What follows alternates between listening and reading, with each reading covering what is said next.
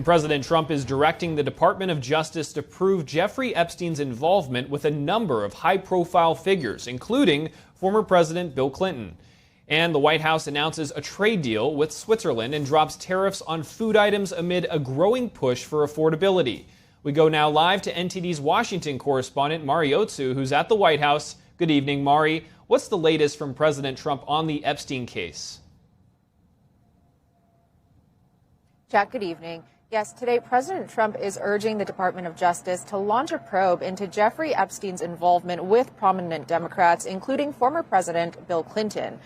In his Friday Truth Social post, President Trump accuses Democrats of using what he calls the Epstein hoax to deflect from failures like the recent government shutdown. He also adds in his post that he's directing the DOJ and the FBI to investigate Epstein's involvement with Bill Clinton, ex-Treasury Secretary Larry Summers, Reid Hoffman, and J.P. Morgan Chase. President Trump's request is coming just 2 days after House Democrats released a batch of previously unseen emails from Jeffrey Epstein's estate as part of an ongoing investigation into Epstein's sex trafficking network.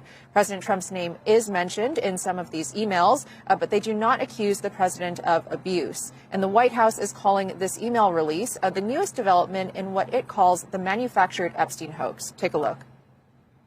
Now they're talking about it all of a sudden because President Trump is in the Oval Office. But when Joe Biden was sitting in there, the Democrats never brought this up. This wasn't an issue that they cared about because they actually don't care about the victims in these cases. Attorney General Pam Bondi, responding to President Trump's directive, is asking U.S. Attorney for the Southern District of New York, Jay Clayton, to take the lead in the Epstein investigations. And the White House says it is no coincidence the emails were leaked the morning the government reopened after the longest shutdown in history. This is another distraction campaign by the Democrat and the liberal media, and it's why I'm being asked questions about Epstein instead of the government reopening because of Republicans and President Trump.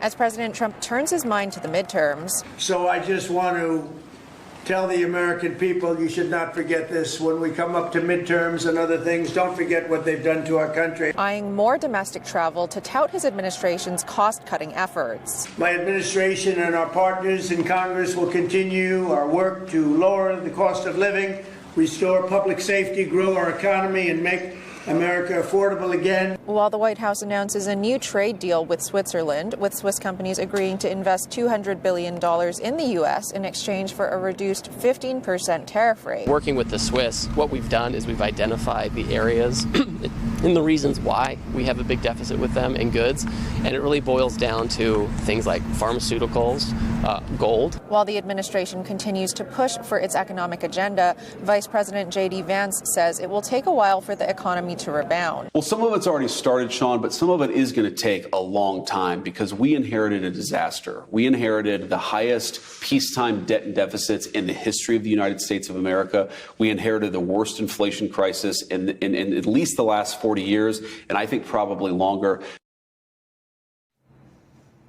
And as Democrats ascribe their off-year election wins in New York, New Jersey, and Virginia last week to their messaging on affordability, President Trump responds in an interview today, dismissing Democrats' recent focus on affordability as, quote, hollow catchphrases instead of serious policy. And meanwhile, tonight, President Trump is signing an executive order that rolls back all reciprocal tariffs on a broad swath of grocery items, including beef, coffee, and tropical fruits to lower food prices in America. Jack, back to you. Lots of moves there. Thank you, Mari.